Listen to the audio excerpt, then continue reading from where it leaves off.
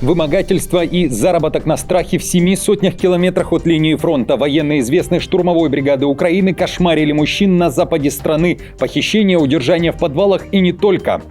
Министерство войны США угрожает Москве. Реакция России и удар по Америке. Условия Путина выполнены. Сигнал бедствия, экстренная ситуация в небе, аварийный инцидент с правительственным самолетом США над Атлантикой. На борту глава Пентагона. Детали. Беларусь втягивают в войну. Зеленский обещает разобраться с Минском. Что стоит за его заявлением? Немецкие самолеты летят под Калининград. Германия перебрасывает многоцелевые истребители к границам России. Решение Берлина. ЕС тянет Сербию из орбиты России. Фон дер Ляйен зовет Белград в газовый клуб Европы. Тем временем Венгрия дает пощечину ЕС и НАТО. Заявление из Москвы.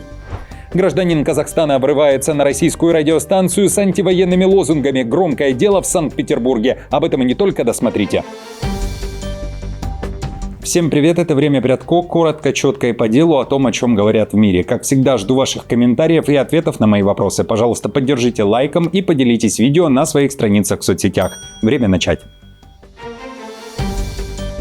Штурм и кошмар города на западе Украины. Тернополь в центре внимания. Там разгорелся скандал из-за военных, которые нападали на местных жителей. Часть группировки, среди которых представители известной 3-й штурмовой бригады, уже задержана. Массовые аресты были проведены 15 октября. Полиция заявляет, что все, кого уложили лицом в пол, причастны к серии насильственных и имущественных преступлений. По данным следствия, военные незаконно лишали людей свободы, избивали, пытали, вымогали деньги и отбирали имущество. В первую очередь пострадавшие намекают, что все происходило в рамках мобилизации. Все это и происходило за 700 километров от линии фронта. Общественный активист Роман Довбенко заявляет, что часть представителей 3-й штурмовой оказалась откровенно непорядочной. А в полиции уточняют, что наибольший цинизм заключался в том, что нападавшие издевались в том числе над людьми, которые были тяжело ранены на войне и находились на реабилитации.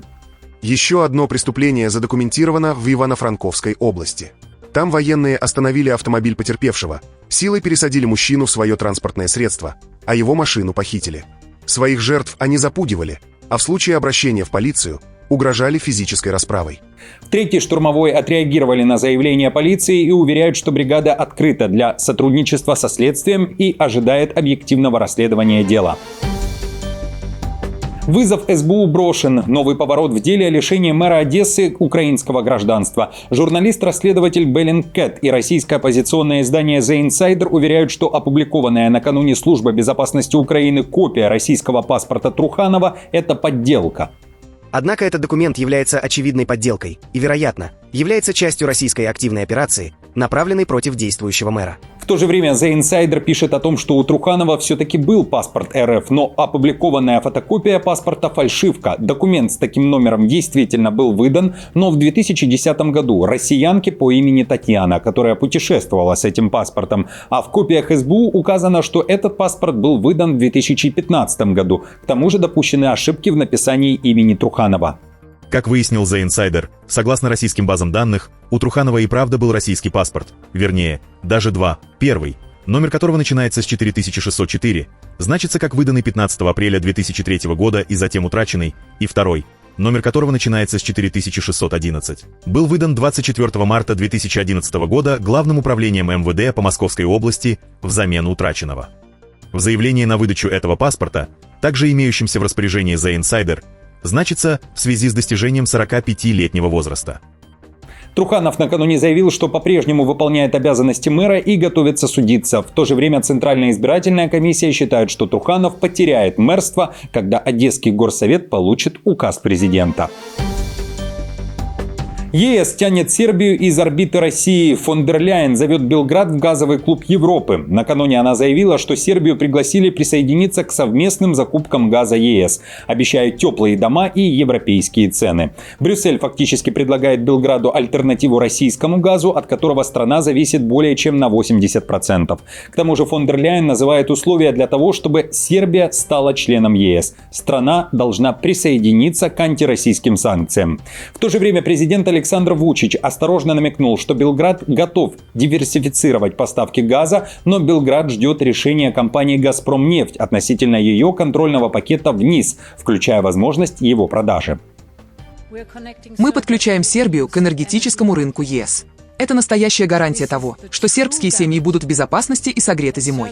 У нас уже есть конкретные проекты в работе. Например, Трансбалканский энергетический коридор, который соединяет энергосистему Сербии с ее соседями и с Европейским Союзом, а также сербско-болгарский газовый интерконнектор.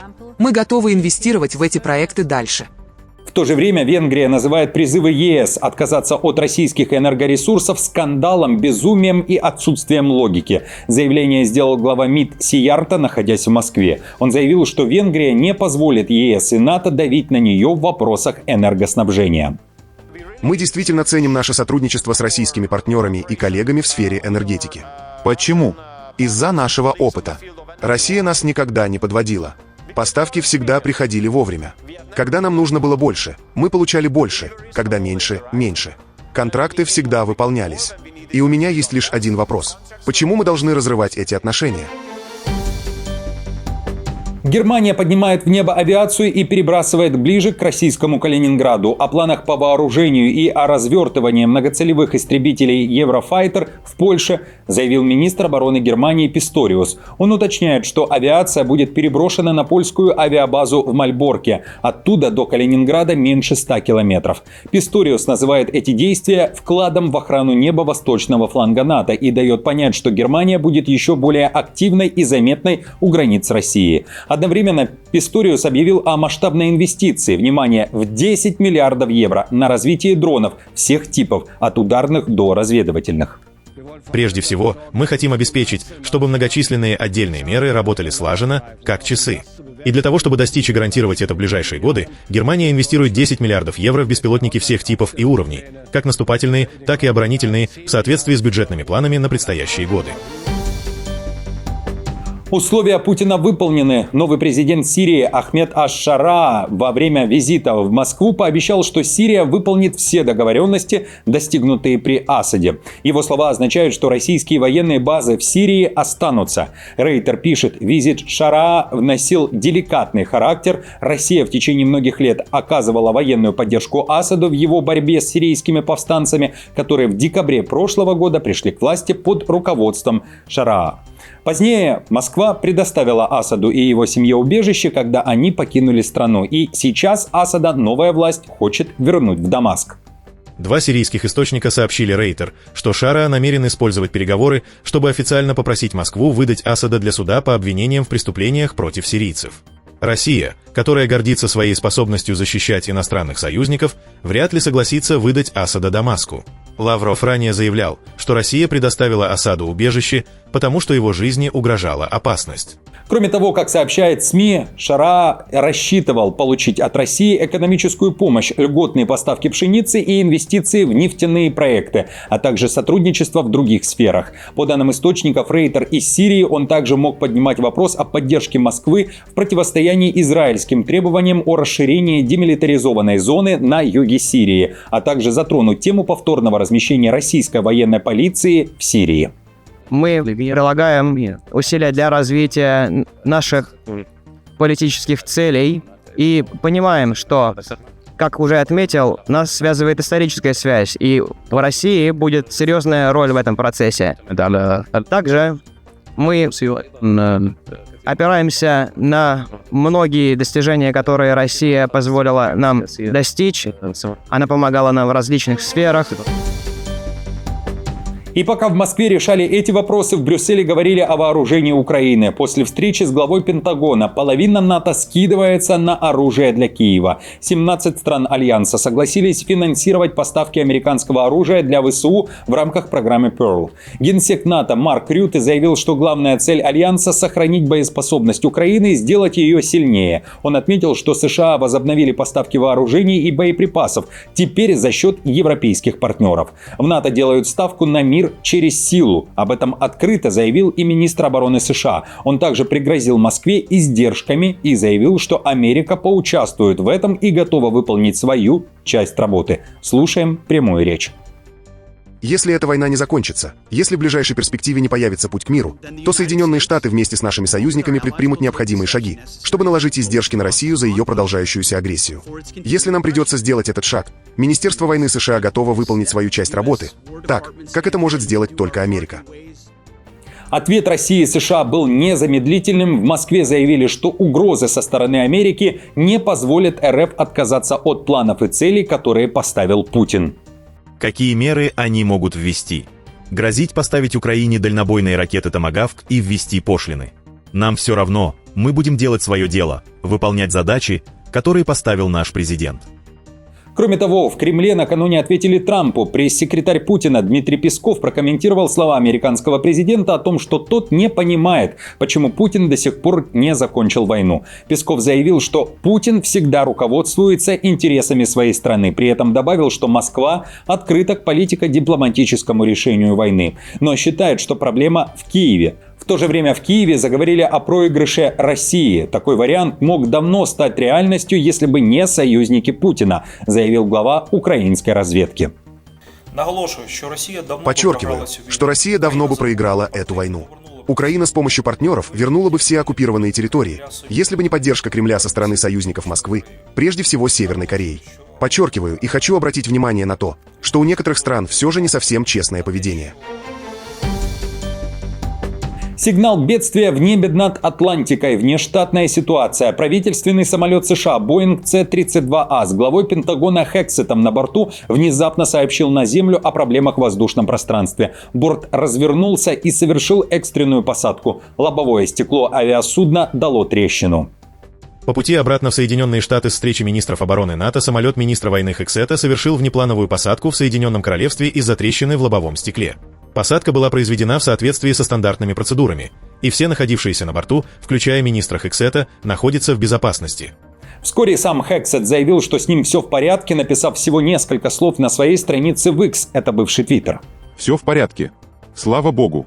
Продолжайте миссию. Друзья, как оцените слова министра войны США Хексета о том, что его ведомство готово выполнить свою часть работы, чтобы наложить издержки на Россию, если война в ближайшее время не будет закончена? Оставьте свое мнение в комментариях. И спасибо большое всем, кто реагирует на мои призывы поставить лайк. Это и правда очень ценно. И спасибо и тем, кто злится и не хочет поддерживать меня. Я принимаю оба мнения, но также призываю подписаться. А я тем временем продолжаю. Беларусь втягивает войну. В этом уверен Зеленский. Накануне, после встречи с руководителем службы внешней разведки Украины, он заявил о неких намерениях России в отношении Беларуси. При этом, о чем конкретно идет речь, не уточнил, но обещал разобраться. Отдельно обсудили также намерения России в отношении Беларуси. Российская сторона уже лишила Беларусь суверенитета и теперь хочет использовать ее в своих играх ради продолжения войны. Обязательно предупредим об этом наших партнеров. Официальные лица Беларуси на момент записи выпуска не комментировали этих слов, но отмечу, что это заявление с Банковой прозвучало после того, как Беларусь и Россия 15 октября подписали программу стратегического партнерства в военной сфере на 5 лет.